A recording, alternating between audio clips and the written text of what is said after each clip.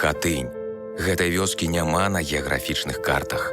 Яна была знішчана фашыстамі 22 сакавіка 1943 года. Зараз тут мемарыял.